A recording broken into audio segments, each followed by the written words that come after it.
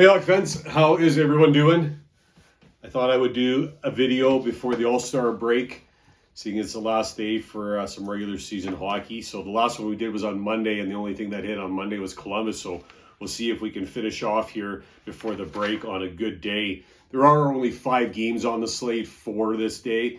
There was lots of hockey on today. I took the time to watch a fair bit of that. Quite a few different games, actually. Wednesday, February 2nd, 2022. Like I said, there's only 5 games on the board. We'll go through them and we'll make some picks. The first one, we've got Seattle against the New York Islanders. The Islanders have Varlamov listed to be in net, 6-4-0 in their last 10, current 1-game winning streak. Seattle, 4-6-0 in their last 10, current 2-game losing streak. Philip Grubauer listed to be between the pipes. New York on the tail end of back-to-back, as many teams are here today. They won 4-1 over Ottawa here on Tuesday. Ottawa scored first, a minute 36 into the game, and usually when that happens, the other team scores first. It doesn't end well for New York, but this time it did. Sorokin stopped 26 of 27, a .963 save percentage. New York 1 for 2 with the man advantage, perfect on the penalty kill. 4 different goal scorers for New York, and just a good complete game from the team, right? A 4-1 victory is pretty nice for a team that sits 30th in goals for. Playing the Seattle Kraken. The Seattle Kraken also back-to-back. Tuesday, a loss to Boston, 3-2.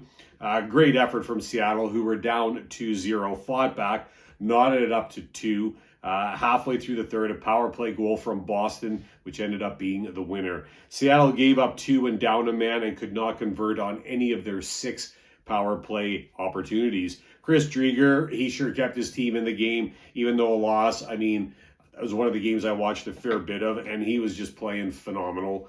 Donskoy with his first of the season. Appleton with the other goal for Seattle. Last 3 games for Seattle have been 1-goal games, and they've been against good hockey teams. Something just to keep in mind. Another historical initial matchup here. They will play twice in February, actually. New York will continue to climb, I think, with these games in hand. Both teams are missing some players. I think health-wise, they're fairly even. If anything, an edge goes a little bit to New York. Seattle's road record is terrible. They're 5-13-2 on the road. I think this will be a good game. I wouldn't be surprised if it goes into extra time or a shootout even. But I think New York's going to end up with the victory at home. That's my pick, the New York Islanders to win that game. Next one, we've got the Edmonton Oilers against the Washington Capitals. Probably a game that a lot of people are looking forward to. I've got it circled as one to definitely watch.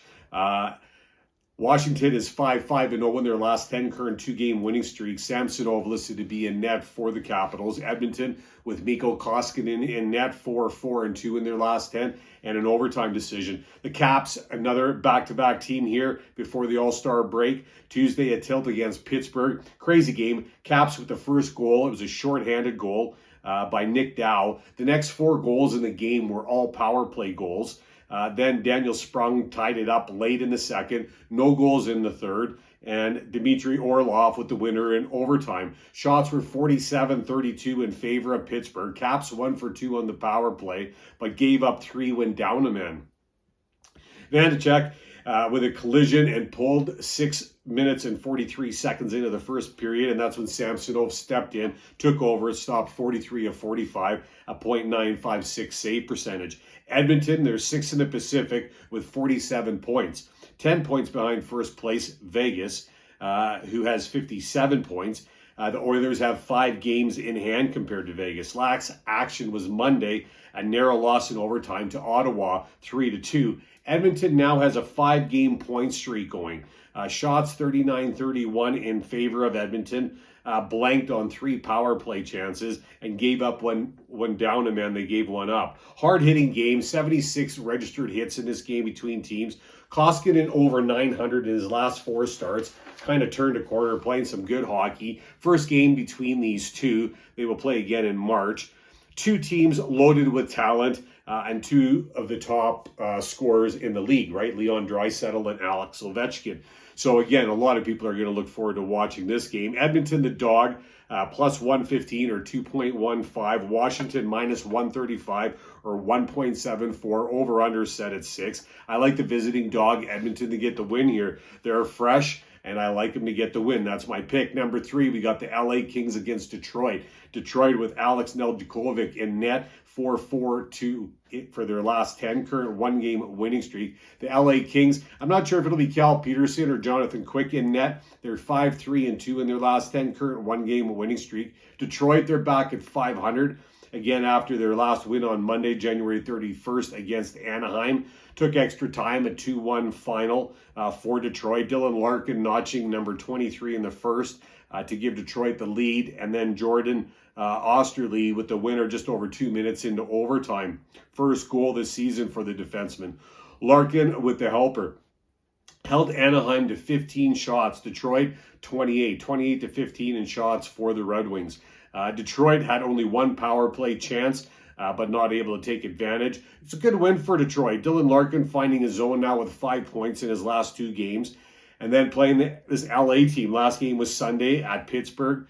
Kings had a 3-1 lead going into the third when the Penguins evened it up at 3 apiece. And then tie-breaking winner from Trevor Moore for LA, 4-3 final for the Kings. Moore's second of the game. Shots were 38-26 in favor of LA, 0-for-3 on the power play, and gave up 2 and down a man. Out-hit 56-12 by the Penguins. So, yeah, that was a hard-hitting game from the Penguins, that's for sure. LA somehow able to pull out that win, which was awesome for LA. This concludes play between teams this regular season. Played once earlier this past January. A 4-0 win for LA. Peterson, he was in net, earning the shutout in that game. Detroit's home record is strong, 14-8-3. Money line, LA is favored, 1.71 or minus 140. Detroit 2.2 or plus 120, over under set at 5.5. Here, I like the home dog. I like Detroit.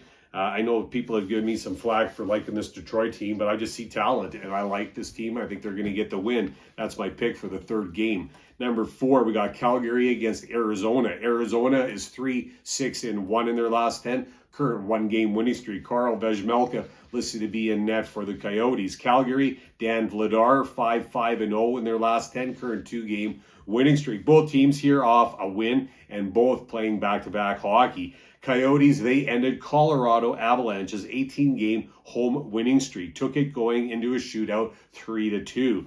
Alex Galchenyuk with what was the winner in the second round for the Coyotes. He also scored his first of the season in the second period. Wedgwood with a solid outing, who was busy, faced 40 shots, stopped 38, a .950 save percentage. Neither team able to take advantage, went up a man. All goals were 5-on-5 play. Calgary, they're 4th in the Pacific. Like Edmonton, 5 games in hand over first place Vegas. Calgary with 50 points. Calgary also in the division has the best goal differential, currently at a plus 30. Tuesday, Calgary was down 3-1 against Dallas with roughly 5.5 minutes left to play. Then Andrew Mangiapane, Johnny Gaudreau, and Oliver Killington all scored in just over 2.5 minutes. Final 4-3 for Calgary. Wow. Vladar took over in the third and was perfect, although he only faced 5 shots, so he wasn't that busy. This is the first game of a 3-game set. Both teams are going to be coming off a high into this game. Arizona just beat the number 1 team, and then the Flames just off an incredible comeback against Dallas to get the victory there. Money line minus 290 or 1.34 for Calgary, heavily favored. Over under set at 5.5, plus 235 or 3.35 for Arizona. I'm taking Arizona at home. I watched Arizona play Colorado, and man, they fought, they battled, and they didn't give up on nothing. And they ended up getting a win over the number 1 team. I like the way they played. They got a rested goaltender coming in. Vejmelka's playing really good, even when they don't win. So I just think he's going to give them a chance. I'm going to take Arizona to beat Calgary. That's my pick. Number 5, a Central Division matchup. Last one, we got Minnesota against Chicago. Chicago 4-4-2 in their last 10, current 2-game losing streak. Marc-Andre Fleury listed to be in net. Cam Talbot for Minnesota has been confirmed. They're 8-1-1 in their last 10, current 5-game winning streak. Monday was the last action for the Hawks, a game versus Vancouver, and Chicago's second loss in this 3-game homestand. Final 3-1 for Vancouver. Connor Murphy with the lone goal for the Hawks. Neither team able to convert with the man advantage. Fleury stopped 29 of 31, .935 save percentage. Dylan Strome with 6 points in his last 3 games. There's an empty net goal in that one, obviously. Minnesota, third in the Central with 57 points. Been playing well. Last game at the New York Islanders on Sunday, it was a 4-3 victory for the Wild, 5th straight win. 2 of these 5 wins were against Chicago when they played back-to-back games, home games. January 21st, it was 5-1 for Minnesota. January 22nd, closer game, 4-3, still Minnesota Wild win in overtime. Kirill Kaprizov with an 11-game point streak. Kevin Fiala staying with Kirill, also with an 11-game point streak. Both of these guys are playing strong. So we'll see who keeps that streak going the longest. Talbot last game was his first full game this year. It was January 28th when they played the Rangers, when he stopped 25 of 27, a .926 save percentage. On the season, he's got a 17-8-1 record. Minnesota sits third in goals for compared to Chicago, which sits 29th. This is a third of a 4-game series. Minnesota obviously up 2. I'm going to look to DeBrincat to have a good game, who has been kept off the points board for a couple games. I might do a prop bet on DeBrincat. I'll see. I might watch the beginning of the game and then make that decision. Anyway, regular season play, teams are even historically. They're at 27 apiece right now. Preseason, they're at 2 apiece right now. Playoff hockey is when Chicago dominates for some reason. They're 12-3 against Minnesota. This is in playoffs. Money line, -150 or 1.66 for Minnesota. I'm surprised they're not favored more heavily. Chicago +130 or -2.3, over under set at 6. I might look at the over here. I'm not sure yet. And if you like Minnesota, grab them as soon as you can, because I wouldn't be surprised if that number goes down for Minnesota. I'm taking Minnesota to win the game. What I'm going to do before this All-Star break, I'm going to make my best bet that Edmonton game over Washington, which I'm looking forward to watching that game. And then I'm going to do 2 parlays. I'm going to do Minnesota and the New York Islanders, both money line 3-3-3. And then I'm going to do a high-risk parlay. I'm going to go Detroit and Arizona together, 3-3-3. And we'll just see how we do before the All-Star break here, and I'll post the results. Regular picks: Minnesota over Chicago, Arizona over Calgary, Detroit over LA, Edmonton over Washington, and the New York Islanders over Seattle.